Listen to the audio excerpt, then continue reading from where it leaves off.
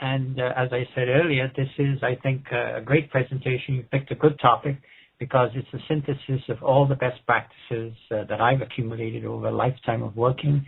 And of course, those are based on a lot of experience from others as well. So before I start, I noticed Kathy earlier was saying that she could hear, but the sound was low. So if any of you have that problem, I do suggest that you just change the volume on your speakers or whatever you're using, because that's something we can't really control any further.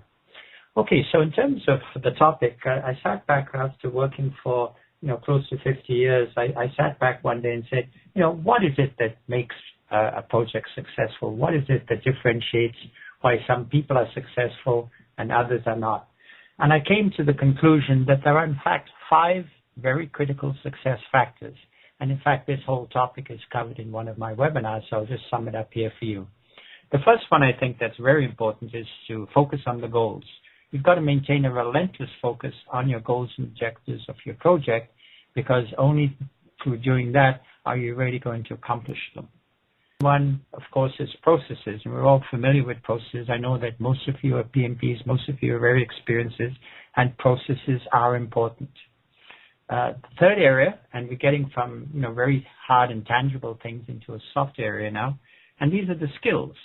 These are the skills that you and your team bring to the project. And of course, there's the technical skills, the management skills, and more important for everyone on the team is to have a fair knowledge of the business and the business skills. The area, I think that's extremely important, is to have a very good attitude.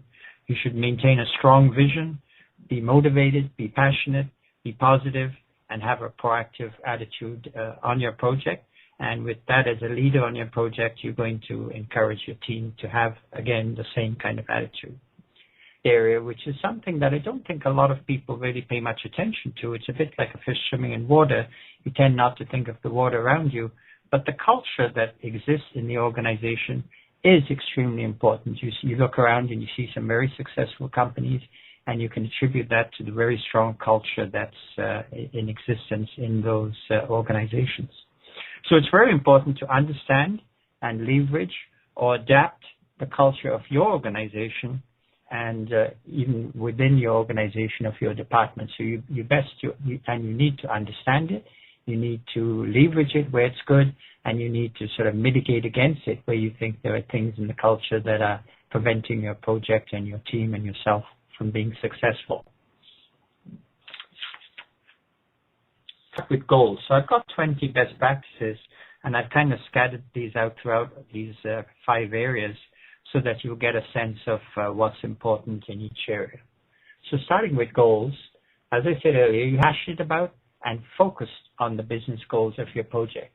So make sure that throughout everything you do, every presentation you make, that you maintain a team focus on achieving the business goals and objectives of the project, not the project technologies. Now, you have to obviously be successful in introducing and implementing technologies, but make sure that the focus of your project is using those to help your project succeed from a business perspective. Goals have to be SMART. You've probably all heard of this before, where SMART stands for specific, measurable, attainable, relevant, and time-based. And the project goals and objectives should be visible in all key communications. When I was the CIO in Revenue Canada, I made sure every presentation I made as CIO included some reference. In fact, there was one slide that I used, Vision of the Future.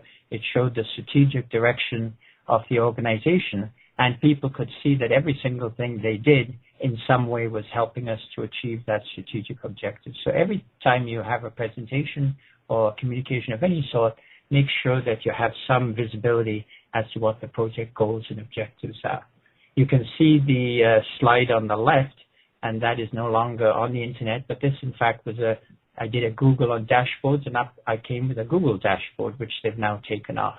But you can see from there, in the top left, you can see project objectives. You may not be able to read them. It doesn't really matter.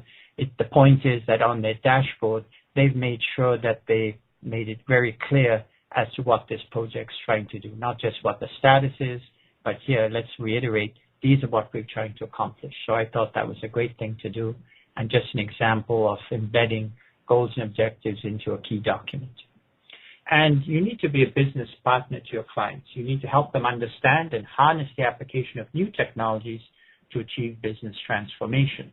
Now, in this day and age, I'd have to say that most business partners are as adept as to the new technologies, the mobile, the internet, whatever it might be, as some of the people within the IT shop. So that's something to at least recognize and work together to understand how can you leverage these technologies. From a client perspective, it's quite often easy to say, well, I want mobile, I want this, I want that, without recognizing the security, the privacy, all the other risks that are endemic to introducing new technologies.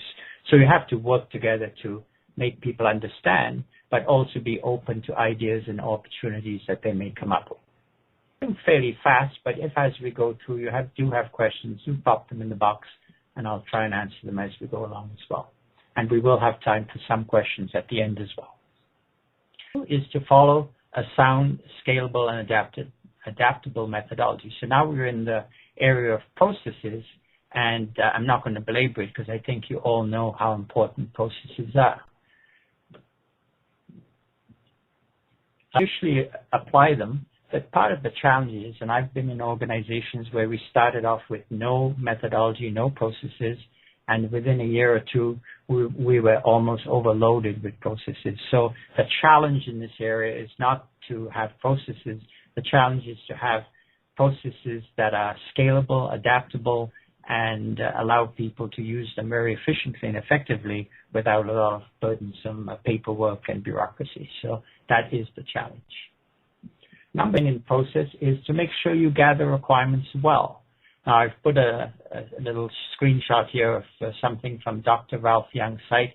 He's a guru on requirements, so if you're interested in this area, I suggest you just do a Google on Ralph Young and requirements, and you'll come up with his site, and he's got a tremendous amount of information and materials and documents, and he's sharing a lot of his knowledge there. So I think you might find that interesting. So you have to work with your client to keep project scope for the initial phase of your requirement to an absolute minimum. There's a great tendency at the beginning to try and put everything into the project because there's a fear on the part of the client that if they don't do that after this phase is done, that's all they'll ever get. So you have to try and create a culture where you and the organization recognize that it's very important to start small, make sure you get everything working correctly, and then build on a strong foundation. So try and discourage the concept of trying to overload your project with requirements, particularly if you read the first requirement secret that Dr. Ralph Young has noted.